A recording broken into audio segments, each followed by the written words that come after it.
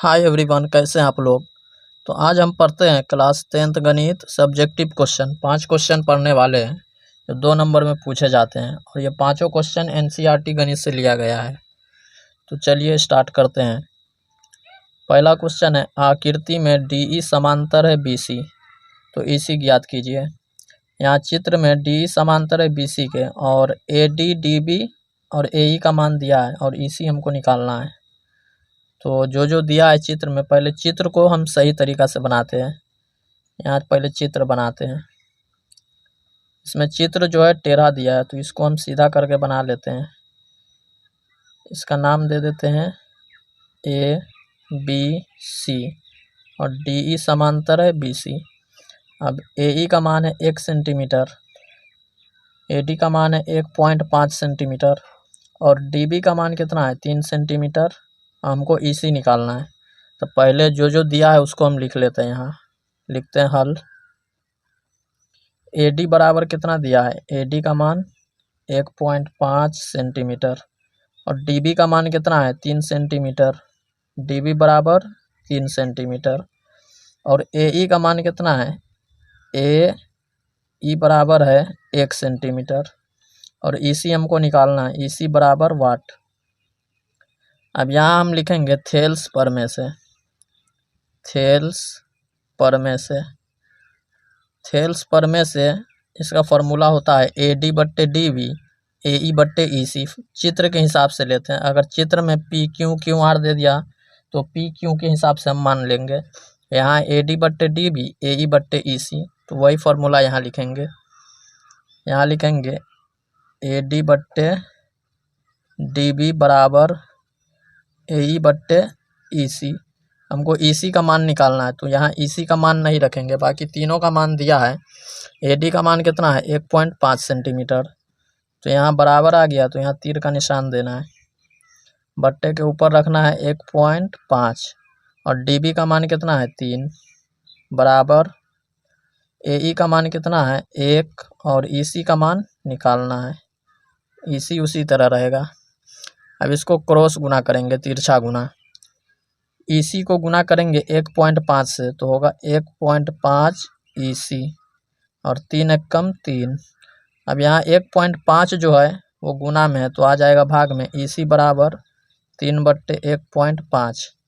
अब यहाँ पॉइंट कटाएंगे तो ऊपर में 1 और पॉइंट के बाद 1 अंक है, तो 1 0। अब कटने वाला है, 3 से कटाएंगे 15, 3 से कटाएंगे 3 पंचे 15। यहाँ 1.5 था तो पॉइंट कटा दिए, 1 पॉइंट के बदला में 0। पॉइंट के बाद 1 अंक था तो 1 0 लगा दिए। अब यहाँ कटाएंगे 3 पंचे 15, 5 दूना 10, तो हमारा आंसर होगा, इसलिए ईसी बराबर 2 centimetre is the right answer. दूसरा क्वेश्चन है, बिंदुओं 0,0 तथा 36,15 के बीच की दूरी ज्ञात कीजिए। तो पहले वाला जो नियामक होता है वो होता है x1 y1।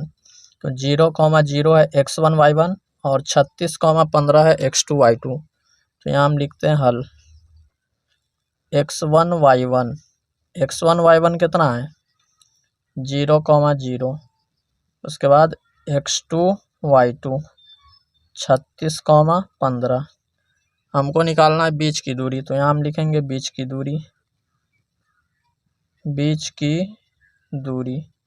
बीच की दूरी का सूत्र क्या होता है, x2 माइनस x1 का whole square plus y2 minus y1 का होल स्क्वायर पूरे पे रूट।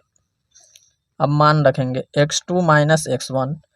x2 है 36, 36 में से 0 घटाएंगे तो होगा 36, तो 36 का यहाँ स्क्वायर कर देंगे प्लस, उसके बाद 15 में से 0 घटाएंगे y2 माइनस y1, तो y2 है 15 और y1 है 0, तो घटाएंगे तो 15 ही होगा, तो यहाँ भी 15 का स्क्वायर करना है। पूरे पे रूट है तो पूरे पे रूट। 36 का स्क्वायर कितना होता है 1296। यहाँ लिखेंगे 1296 प्लस और 15 का स्क्वायर 225। पूरे पे रूट है तो पूरे पे रूट देना है और दोनों को जोड़ने पर आता है 1521 और 1521 का वर्गमूल कितना होगा 39। अब यहाँ हमको निकालना था बीच की दूरी, तो यहाँ हमको मात्रक लिखना होगा, या तो इकाई भी लिख सकते हैं कोई एक बात।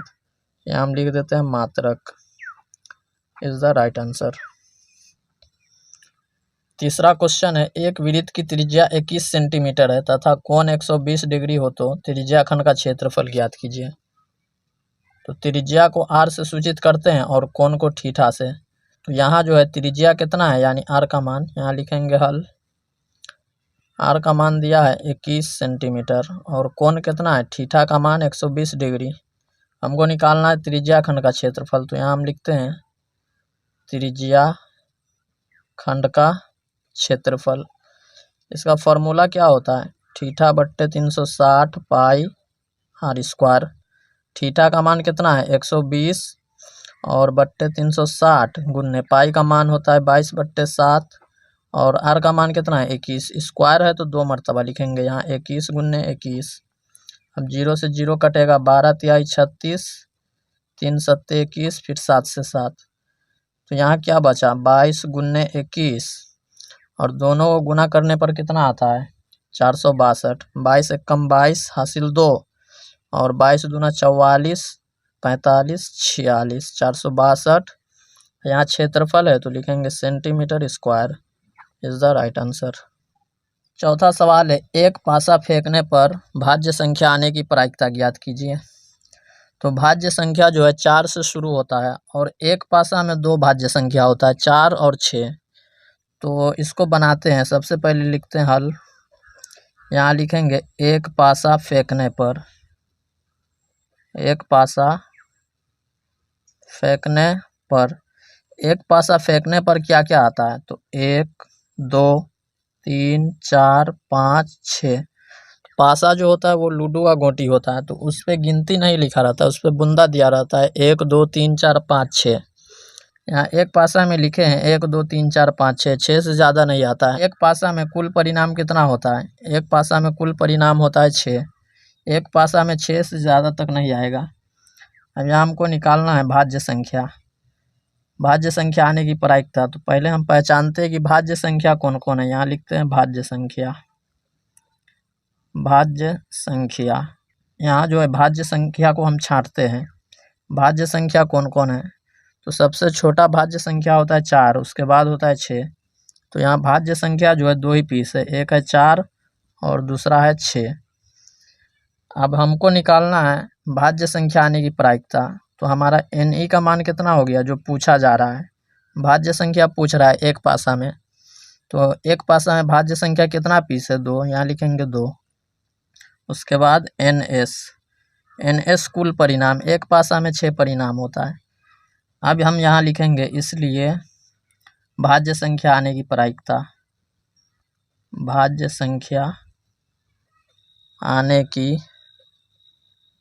प्रायिकता, भाज्य संख्या आने की प्रायिकता फॉर्मूला लिखेंगे NE बट्टे NS, यानी संभव परिणाम बट्टे कुल परिणाम, हिंदी में बोलते हैं।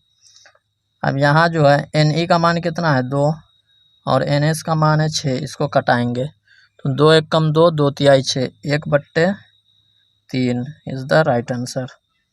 पांचवा क्वेश्चन है, ये भी प्रायिकता का क्वेश्चन है। सवाल क्या दिया है, 52 पत्तों की ताश की गड्डी से एक पत्ता निकाला जाता है तो इसके इक्का होने की प्रायिकता ज्ञात कीजिए। तो सबसे पहले जो ताश में कुल पत्ता होता है वो होता है 52 पीस। तो सबसे पहले हम यहाँ लिखेंगे हल, यहाँ लिखेंगे ताश में कुल पत्तों की संख्या। यहाँ लिखते हैं ताश में कुल पत्तों की संख्या, कुल पत्तों की संख्या। ताश में कितना पत्ता होता है, 52 पत्ता होता है। ताश से अगर कोई भी सवाल आता है तो बट्टे में 52 लिखते हैं, ऊपर जो पूछा जाता है वो लिखाएगा। अब सवाल पढ़ते हैं, 52 पत्तों की ताश की गड्डी से एक पत्ता निकाला जाता है। अब इसके इक्का होने की प्रायिकता, इक्का कितना पीस होता है ताश में, तो इक्का होता है 4 पीस। तो यहाँ हम लिखेंगे इक्का की संख्या, इक्का की संख्या। इक्का जो है कितना पीस है, तो इक्का 4 पीस है। अब यहाँ लिखेंगे NE जो पूछा गया है 4 और NS कुल परिणाम कितना है 52 एक ताश में। हमको निकालना है कि इक्का होने की प्रायिकता ज्ञात कीजिए। तो यहाँ हम लिखेंगे इसलिए इक्का होने की प्रायिकता, इक्का होने की प्रायिकता, यहाँ फॉर्मूला लिखते हैं NE/NS। संभव परिणाम बट्टे कुल परिणाम भी लिख सकते हैं, जो लिखेंगे NE का मान कितना है 4 और NS कितना है 52। अब इसको कटाएंगे 4 से, 4 एकम 4 और 13 चौका 52, 1/13। यानी एक ताश में जो है इक्का कितना पीस है 4 पीस है, और एक ताश में कुल पत्ता कितना होता है 52। तो 4 हमसे पूछा गया है इक्का होने की प्रायिकता, तो इक्का 4 पीस है तो 4 ऊपर रख दिए और बट्टे में 52, इसको कटाए हैं तो 1/13 आंसर आया, इज द राइट आंसर। चलिए आज का क्लास समाप्त करते हैं, फिर मिलते हैं अगले क्लास में।